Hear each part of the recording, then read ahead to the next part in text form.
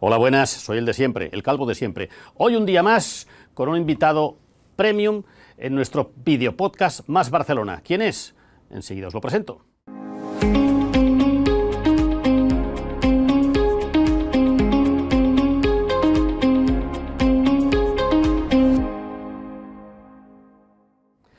Hoy nos visita, fundador del Jueves, ninutaira, humorista, no sé si lo he definido bien. José Luis Martín, bienvenido. Hola, buenos días. ¿Cómo estás? Pues bien. Gracias por venir al periódico. Bien, ¿por qué no? Ha sido mi casa durante 20 y pico años. Lo fue también de Óscar Nebreda, que nos visitó hace 3 semanas. Ahora hemos cambiado la sede social, el local, sí. Todo es más extenso, más amplio. Sí, sí. Iba a decir, no sé si el humor, igual es muy pronto para hacer esta primera pregunta, no sé si corre el mismo recorrido, si tiene el mismo recorrido el humor o va siempre con la sociedad. El humor va con la sociedad y por lo tanto ha cambiado mucho, claro. Yo en esta casa durante 10 años hice una tira que se llamaba Kiko el Progre, por favor. Y que son 3.000 tiras, ¿no? 10 años, y era una sociedad que estaba cambiando del tardofranquismo a la democracia y a los años 80, que fueron, aunque ahora digamos que eran fantásticos, de hecho fueron muy, muy complicados. ¿Sí? Y luego cuando murió Peric pasé a hacer el dibujo de actualidad y también estuve unos cuantos años, o sea que esta es un poco mi casa. ¿Y ahora estás en La Vanguardia? Ahora estoy en La Vanguardia, sí, porque bueno, surgió una oportunidad. Yo en el año 2016 dejé el Jueves por pura cuestión de edad, digamos, ¿no? Que hacía yo una revista, digamos, muy dirigida a gente más joven, digamos. Sí, ¿no? sí. Yo tenía 60 y pico años y quizá no era... Yo dejé de ser editor en el 2011. Sí. Colaboré 5 años más y ya me pareció que iba siendo momento de retirarse, pero surgió la oportunidad de trabajar otra vez en dibujo de actualidad, que no es lo que más me gusta en la vida. Yo prefiero más los Kikos, el progre, digamos. Me gusta más el costumbrismo, sí. Porque la actualidad, sobre todo la actualidad política, es muy repetitiva, es muy cansina. Te hace recordar a menudo la frase aquella del presidente de la Primera República cuando se fue, que dijo: estoy hasta los cojones de todos nosotros, don Estanislao. Pues muchos días tienes esta sensación de estar cada día repitiendo los mismos enfrentamientos, los mismos piques y tal cual. Pero me da un placer que por primera vez en mi vida, y voy a hacer 72 años, dibujo tranquilamente. Quiero decir, yo toda la vida he ido de culo, sí. y era editor del Jueves, pero hacía 3 páginas y hacía lo del periódico, y siempre he ido muy, muy agobiado, y ahora soy un señor que se levanta tranquilamente por la mañana, que se va a su estudio y que tiene todo el día para hacer un dibujo, con lo cual... Esto lo decía José Manuel Lara, el mítico editor, que decía: si no te levantas a las 11 de la mañana no es negocio. Eso es verdad. Bueno, pues yo sigo levantándome a las 7:30 porque soy hombre de costumbres. Vaya. Pero empleo el día en muchas más cosas que no solo dibujar. Has hablado antes, hace un rato, de los 80, donde ahora muchos de los que acabamos de cumplir 60 pensamos: hostia, qué buenos los 80, seguramente porque los asociamos a la música, a tiempos muy cambiantes, y cuando había música, no la mierda ahora que hay como el reggaetón, es así. Y lo digo con simpatía, porque el reggaetón es, lo siento mucho, mierda y de la buena. ¿Por qué me acabas de decir, hostia, los 80, ojo, que fueron muy complicados? Es verdad que el día a día con los atentados... Los 80 es la época de una inflación tremenda, es la época de los peligros de golpe de Estado, es la época de un montón de problemas, de la droga dura. Sí, sí. Quiero decir, pasa que luego pasa el tiempo y todo lo idealizamos. Se añora. Los 80 fueron muy, muy duros, y España, hasta que no entró en la Comunidad Europea, que fue en el año 86, sí. Y empezamos a vernos un poco las orejas, este era un país muy desmadejado. Pero para un humorista realmente era un chollo. Daba mucho de sí. Claro. Pero también era peligroso, ¿no? Era más peligroso, sí, claro. Era más peligroso, la comparativa es que ahora, por ejemplo, ojo, A ver, yo aquí ya estoy... Igual entro un poco demasiado pronto en el debate. No, pues podemos entrar cuando quieras. A lo mejor ya, yo estoy ejerciendo ya de yayo y por lo tanto reivindico aquellos tiempos, aparte que eran tiempos muy complicados, pero creo que la libertad de expresión estaba mejor que ahora. Entonces, yo siempre digo que los enemigos, tú jugabas la partida con unos poderes fácticos, que eran la monarquía, el ejército, los políticos, la iglesia. Sí, la iglesia, sí. Y tú ahí tenías el terreno, digamos, acotado, sabías por dónde podías... Los equilibrios, ¿eh? Sí, bueno, sabías que si entrabas por la banda a lo mejor los fintabas, o no, te hacían una zancadilla y te pegabas un morrazo, pero estaba todo más o menos mesurado. Yo creo que ahora, con todo esto del woke y todo lo políticamente incorrecto y toda esta tontería, es mucho más complicado. Y además, si entonces, digamos, tenías un problema, pues lo tenías en el juzgado y te ponían una multa, o tu abogado te echaba la bronca, yo qué sé. Eran unos males más limitados que ahora te pueden condenar a la muerte civil y quedarte sin trabajo. Tal cual. Yo digo, a mí me impresionó muchísimo, hace 3 o 4 años, el Roto publicó un dibujo en El País. Se veía un tío así un poco desmadejado en un sofá, diciendo, me he masturbado, pero ha sido sin mi consentimiento. Que es una tontería, porque no te puedes masturbar sin consentimiento. Bien. Ese día empezó las redes a decir, esto sí que se ha pasado, esto... Es que había utilizado una palabra tabú, que era consentimiento. Claro. Pero lo que más me impresionó es que había un compañero del País, un compañero, periodista, que decía en la misma red, decía, espero que este sea el último dibujo que Roto publique en El País. Por favor. Entonces yo pensaba, o sea, suponiendo que ese chiste fuera un error, que para mí es un chiste, es un chiste. Es un dibujo, una reflexión. Ya está. Bueno, te parecerá más o menos acertado, pero es un chiste. Un compañero pida que un Que igual está en la silla de enfrente. Seguramente. Seguro. Que pida que un tipo que lleva 60 años de carrera y que creo que, en fin, tiene reconocido un poco su profesionalidad. Hablas del Roto, ya sabemos de quién hablamos. Claro. Se quede sin trabajo por un dibujo que no me gusta. Pensé que estábamos en unos tiempos verdaderamente complicados. Lo estábamos y lo estamos, porque además es, desde el momento en que tú viertes una idea, un pensamiento, un chiste en una red social, evidentemente Twitter,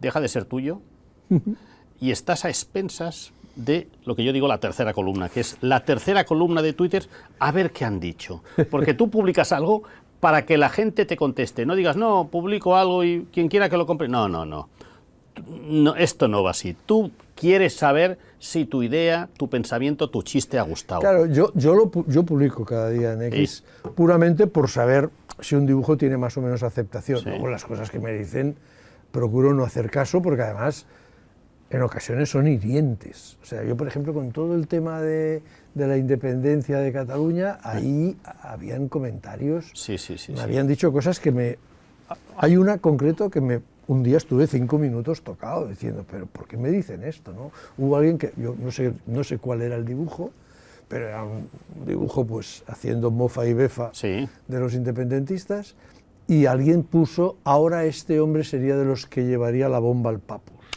Que es una cosa que me dolió. Por favor. O sea, yo creo que no me podían decir nada más grave, ¿no?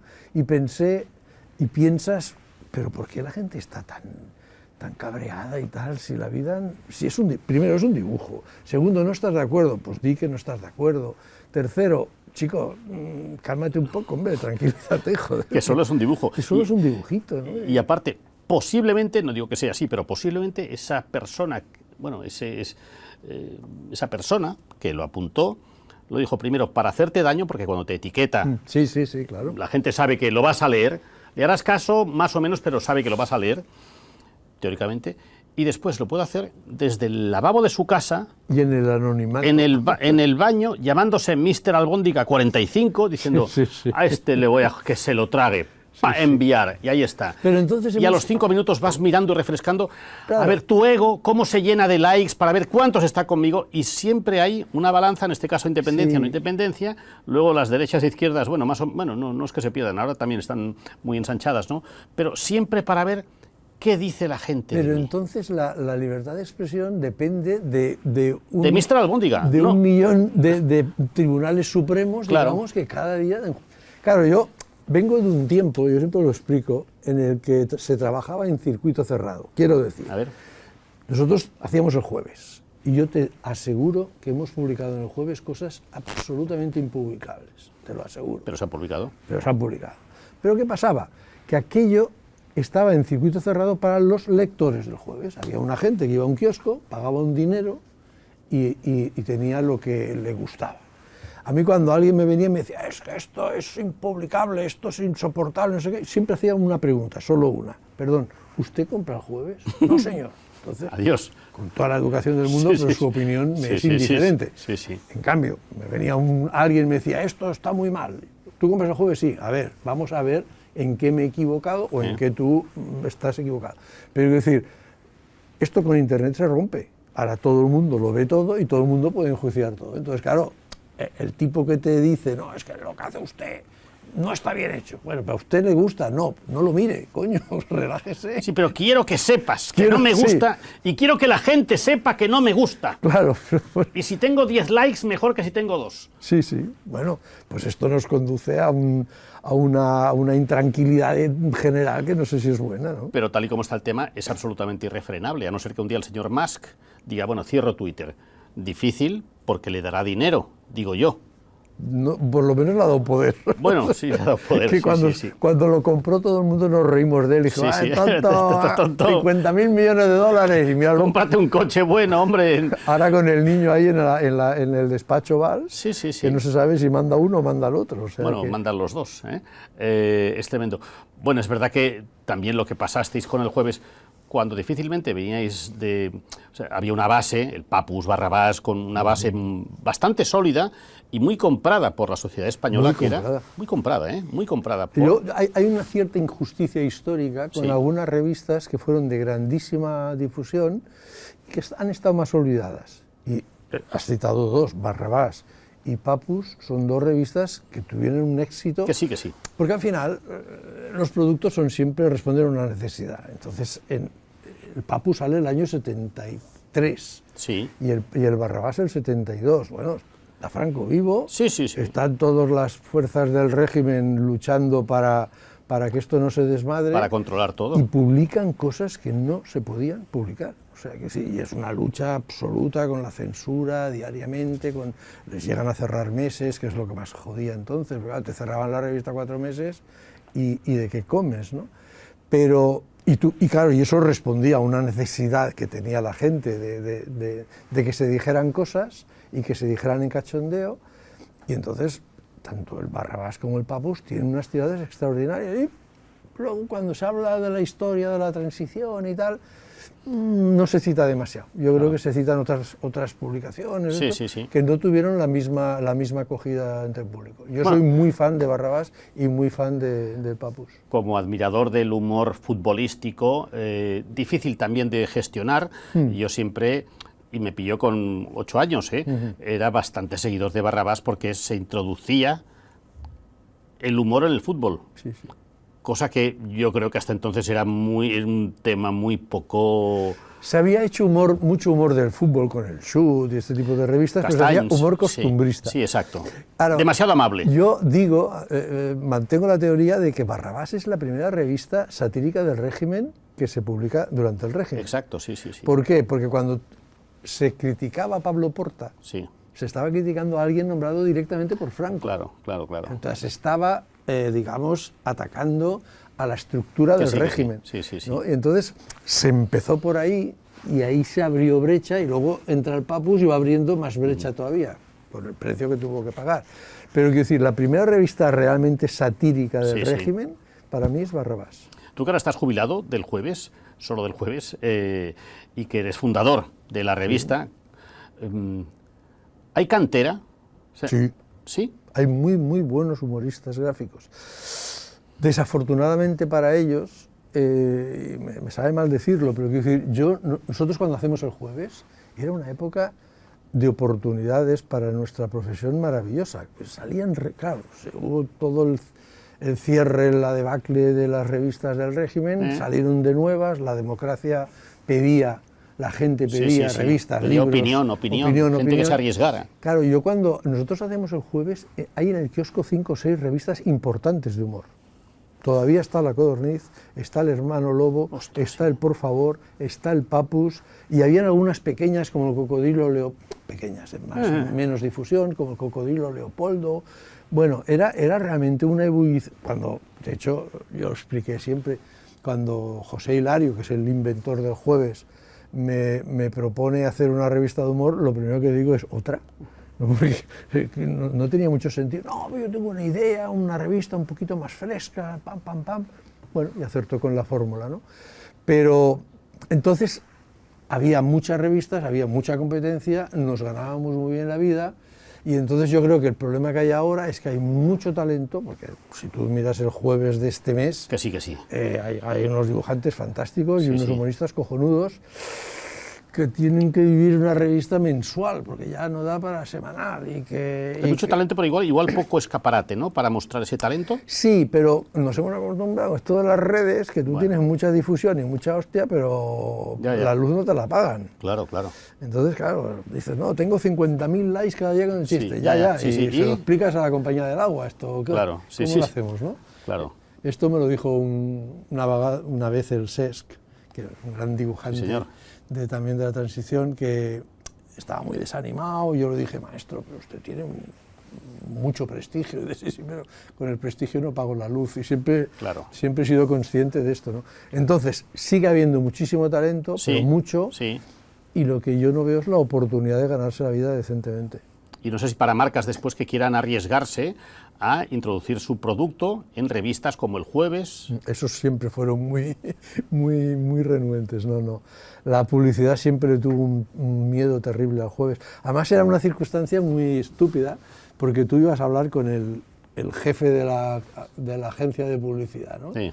Que no te quería poner publicidad. Y él era un gran lector del Jueves. Claro. ¿No? Y yo le decía, pero vamos a ver, Pepito, tú tienes coche, tú bebes whisky, fumas tabaco. Tráemelos. O sea, ¿por qué piensas que tú, que eres lector del Jueves, o sea, los otros lectores no van a tener coche? Claro. Pues no había manera. Les daba un pánico y nos costó Dios y ayuda a tener publicidad en el Jueves. ¿Cómo se vivieron aquellos días, bueno, días, semanas, meses, algunos momentos complicados? No solamente el día de la explosión, sino otras, o sea, mira, cambio la pregunta y no lo editaremos. Cambio la pregunta. ¿Cómo era un consejo de redacción del Jueves? Pues la cosa más seria del mundo. ¿Sí? Sí, porque además la gente mi kiosquero siempre me decía, anda, que no lo debéis pasar bien ahí en el Jueves, con la cerveza, las tías, y no sé qué. Yo decía, no, perdona, pero hacer una revista de humor es tan complicado como hacer un diario. Sí. Exactamente igual. Tú tienes, claro, dices, no, pero vosotros, bueno, pasáis bien. Ahí empezamos la reunión a las 10 y cuando nos íbamos a comer a las 2 del miércoles tenía que estar la portada. Bueno, pues hay días que se te ocurren y días que no. Y eso que habíamos decidido se tenía que entregar el jueves y el viernes, porque se tiraba la revista tal día, se distribuía tal otra. Quiero decir, cuando estás en un proceso industrial semanal, pero todo el cachondeo que tú quieras, pero ahí hay que entregar a la hora que... Hacer una revista de humor, yo siempre he dicho que es relativamente sencillo, porque te reúnes un grupo de amigos y haces cachondeo. Hacer una cada semana ya es más complicado, ya, claro, porque no puedes esperar a tener la inspiración. Tienes que hacer ese tema que te ha tocado y lo tienes que entregar mañana por la mañana a las 9. Ya te apañarás. Claro, claro. Es verdad que desde fuera la sensación que se tiene es, bueno, allí irá Óscar y explicará todo lo que hará el cojonciano esa semana. A ver, es como todo. Óscar sí, Óscar era un animador de la redacción. Vale. Ya te lo digo yo. Ya no existe esta figura, ¿no? Pues no, porque ahora estaba yo aquí esperando para este reportaje y la redacción es muy parecido a todas son iguales. Monasterios del siglo XII, ¿no? Todas son iguales. Sí, o sea, bueno. yo que conozco mucho a Tomás Guasch, el ilustre periodista Tomás Guasch, que espero que un día venga aquí, él se levantaba, se ponía encima de una silla, de una mesa en el mundo deportivo, en la calle Tallers, tocaba una trompetilla, el Real Madrid ha impugnado a un árbitro, y la gente aplaudía y ya está. Sí, sí. 2 o 3 minutos de jarana y ya está. Sí. Hoy en día, en todos los periódicos, esto es impensable. Claro. Porque alguno pensará, ya está el payaso ya está tal. No. Bueno, y el oficio, yo creo que el oficio requiere esto. Eso es un hecho objetivo. Las redacciones de hace 30, 40 años eran unas redacciones con ruido, con humo y con alcohol. Esto era así. Tú que desaparezca el humo y el alcohol me parece bien, pero el tono no, hombre, el tono bueno. No va a cambiar por lo que yo diga, pero... No, bueno, es que los ordenadores no hacen ruido, ahora no se puede fumar y no se puede beber. Bueno, pues todo es diferente, claro, cada uno está ensimismado en su ordenador. Pero yo recuerdo, pues eso, las redacciones del jueves, pero las redacciones que ahí el que entraba, pues se le saludaba, se gritaba, y Óscar era uno de los animadores de redacción, digo. Yo siempre he sido más callado, pero Óscar, la bulla que te enmarcaba allí. Óscar, cuando llega el jueves, para que veas un poco cómo se hacía el jueves, un día me dice, te hablo del año 79, 80, maestro, me gustaría venir a redacción porque en casa me aburro. Digo, venga usted cuando quiera. Él se presentaba a las 12 del mediodía con un platito de almendras saladas y un bichí. Se ponía en su mesa, cogía todos los periódicos, se los repasaba y nos íbamos a comer. Después de comer, él jugaba al dominó, yo no, porque no sé jugar, pero era hasta las 4. Y luego de 4 a 7 venía y hacía un montonazo aquel de páginas que hacía la semana. Pero todo esto comentando la jugada con todo el mundo y no sé qué. Bueno, era una redacción pequeña, pero muy animada, porque además venía la gente que venía se acababa allí la página y dibujaba allí, porque había todos los trastos para dibujar y así, tal y cual.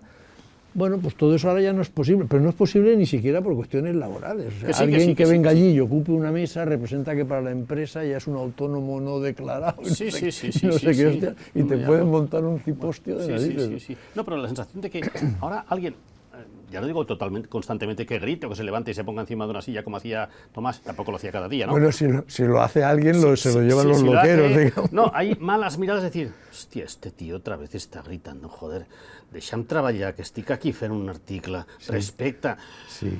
Bueno, claro, y si no están directamente con los altavoces, con los microfonillos estos. Y una protesta, oye, elevaré esta actuación tuya a dirección. Me voy a callar lo que pienso. Digamos que las redacciones eran más gamberras. Más gamberras, más divertidas. Nosotros en el jueves teníamos un cartel que ponía Seamos gamberros. Seamos gamberros. Como filosofía. ¿Quién se le ocurre el nombre como el jueves? El jueves al editor, José Hilario. ¿Ah, sí? Sí. Eso, a los 3 fundadores, Tom, Romeo y yo, nos pide una lista de nombres posibles. Como las portadas que sacabais, que no fueron... Teníamos otras portadas, pero hemos decidido pues no sacarlas. Propuestas de nombres, hicimos una serie de nombres así, pues que a nosotros nos parecían divertidos, rupturistas, el sobaco verde. ¿El sobaco verde? Sí. El jueves se podía haber llamado el sobaco verde. O el banzai, sí, tuvimos muchos nombres. No le gustó ninguno, miró la página, le pegó una chupada al puro, dijo, bueno, esto se va a llamar El Jueves, la revista que sale los viernes, porque al principio salíamos los viernes. Exacto. Y bueno, oye, donde hay patrón no manda marinero. A mí El Jueves me parece un nombre anticuado, decimonónico y tal. A él le pareció bien y, oye, parece que no ha ido mal del todo. No, pero es verdad que cuando pasa el tiempo acabas comprando una cosa que dices, bueno, es como, por ejemplo, yo siempre digo, Yes Music, es una productora de televisión espectacular y que nos ha ofrecido muchos productos durante muchos años. Tú dices, Yes Music, gestión musical, Yes Music, pero ahora ya está tan comprado, este programa es de Yes Music en Demol, este programa es de Yes Music, y ya está. Habrá nombre más tonto que Coca-Cola. Y lo tenemos muy comprado. Muy comprado. Total, que me decía hace unos días Óscar Nebreda en esta misma silla, donde tú tienes tu adorable culo, y yo aquí en el mío, era... Joder, no se puede decir nada ya.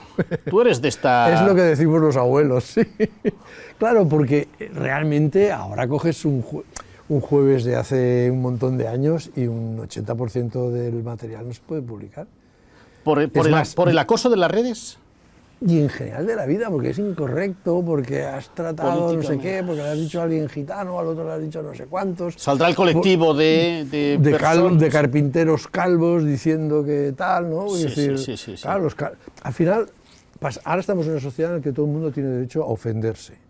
Todos los colectivos. Y colectivos hay infinitos. Tú perteneces al colectivo de hombre, de heterosexual, de calvo, de gafotas, de gordinflas, yo qué sé. Entonces, ha caído. Estaba a punto de caer y ha caído a los 24 minutos de entrevista. Es así. No me enfado porque siempre me veo gordo. Me identifico, ¿no? Pues entonces, claro, como todos los de esos son susceptibles de ser ofendidos, pues cada día nos levantamos con 3 o 4 ofensas imperdonables que no podemos dejar pasar. Con lo cual ahora tú verificas o te pones en la columna de la opinión de Óscar, que ahora no se puede... El oficio es mucho más complicado. Lo dices de forma muy elegante, el oficio es más complicado. Bueno, está claro. Está claro. Claro, yo por ejemplo trabajo en La Vanguardia. Sí. Bueno, pues si trabajo en La Vanguardia tengo una ventaja, y es que trabajo para gente de una cierta edad, pues La Vanguardia sí, no es para y chavales. Entonces, por lo menos compartimos referencias. Vale. Bueno, ya es algo, Sí. pero cuidadín, digamos, dentro de las referencias, ¿no? Sí, claro. Pero yo creo que ahora es muy complicado, a no ser que seas alguien libre, pero claro, ahora es No existe. Sí, No. por ejemplo, el Charlie Hebdo. ¿Quién? El Charlie Hebdo. Charlie. Ah, vale. El Charlie Hebdo decidió, de toda la vida, Sí. pero ellos decidieron, ellos no tienen publicidad y no tienen propietario, es una cooperativa y tal y cual. Y hacen lo que les sale los huevos. Quiere decir que todas las semanas tienen protestas y denuncias de un montón de colectivos, claro, de mujeres, de motanos, de no sé qué, de políticos, pero ellos han decidido mentalmente, no nos importa un carajo. Nosotros vamos a publicar lo que nos parezca, pero claro, eso es un caso ideal, porque no tener patrón, que tiene siempre sus compromisos con el poder político, con y no tener créditos y no tener publicidad, bueno, pues te permite... Pero entonces, señal que tienes muchos clientes que te compran cada semana, claro, de diferentes aristas. Pero y de esa, por ejemplo, fue la gran suerte del jueves. Claro. ¿Cuál era la ventaja del jueves? La ventaja del jueves es que era nuestro y no teníamos deudas. A mí cuando me venía alguien, bueno, pero nos da un poco de cosa esto que habéis hecho esta semana, yo siempre decía, ¿por qué? Hombre, el gobierno que me la refanfifla. No tengo deudas con Hacienda, no tengo deudas con los bancos, yo me debo a mis lectores. Y eso era un privilegio, pero vamos, que más tiempo ha pasado, más lo he apreciado, digamos. Claro, ¿no? sí. Eso fue digamos, el mogollón del éxito de la revista, que es que en ese consejo de redacción que tú decías antes, ahí hacíamos lo que nos salía de la mente, que digamos, ¿no? Y entonces, bueno, dicen, no, pero esto puede ofender a este. Pues vale. Es verdad que la Casa Real se ha ofendido varias veces. Bueno, pero esto entraba dentro del juego, o sea, hay que decir, afortunadamente, es que el problema que hay es cuando ya no se ofenden. ¿Qué haces de humorista? Claro. Si no ofendes. Ahora dicen, no, vamos a quitar el delito contra la Casa Real. Pues la has cagado, chaval. Ya. Entonces, ¿qué pasa? Sí. Pues además, yo digo siempre que el camino de la descalificación, del insulto y eso, es un camino corto. Muy corto. Porque tú dices, estos son unos mamones. Muy bien. Vale, mamones y uno hijo de puta. Sí, bueno, y a la tercera semana, ¿qué sí. Vale mucho más la ironía, vale mucho más la sátira, vale mucho más la parodia. Eso tiene un recorrido. Pero dice, no, ahora voy a poder insultar. Bueno, pues insulta, pero vas a insultar 5 minutos. No, pues voy a hacer un escándalo. No, ya no se escandaliza nadie, corazón. Ya. Si todo el mundo dice algo escandaloso, pues ya no hay escándalo. ¿No? Pero insisto, esto es una visión ya de Yayo. Bueno, no, tú lo llamas Yayo, yo lo llamo experto, una visión de experto, y dices, ostras, pues yo he vivido... Oye, mira, gracias, esto está bien. No sé, sí. Yo es que cada vez más lo veo como una oportunidad y no como una excusa. No, es que yo soy mayor, ¿qué coño? Soy mayor y por tanto tengo derecho, como tengo una perspectiva y un ojo de pez de que sé lo que he vivido y sé lo que estoy viviendo, bueno, tengo derecho como mínimo a opinar, ya solo faltaría que no pudiéramos opinar, claro. Decir, de que ahora hay esto, y antes estaba esto. Tampoco lo de antes era tan bueno y lo de ahora es tan malo. Es que hay un equilibrio difícil, porque al final solamente el objetivo es que el lector haga... Claro. Ya está, Sí. El Mingote, sí. Fue un gran humorista, un día me dijo una frase que me quedé con ella, dice, mira, JL, si no hay que marearse. Hablábamos de derechas, izquierdas, tal, igual. Él era una persona, bueno, se fue haciendo mayor, más conservadora, aunque fue un gran liberal. ¿Sí? De joven, sí. No lo parecía, No, pero bueno, vamos a ver. Mingote es un tipo que defiende a Picasso en el año 48. Lo publica. Claro que firma, no pone Picasso. Bueno, claro.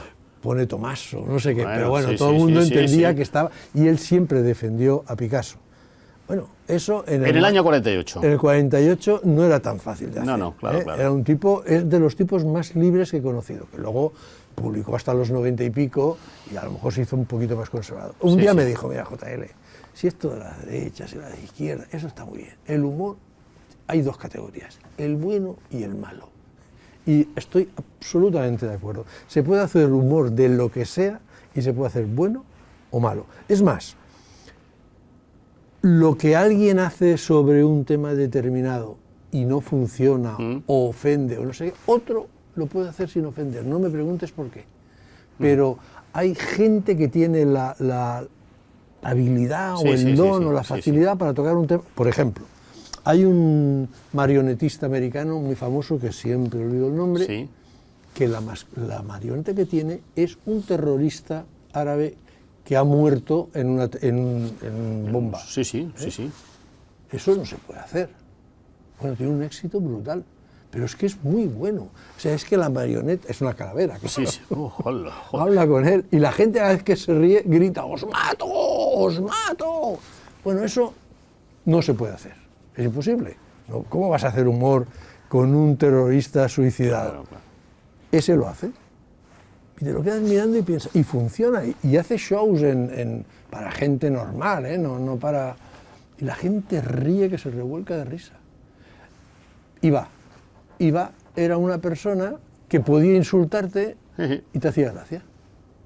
Y piensas, pero si lo que me ha dicho ahora mismo a la secretaria, si yo se lo digo, claro, la secretaria coge una grapadora y me vacía el... Porque es que no hay derecho... Oye, la secretaria se reía. ¿Por qué lo decía Iba?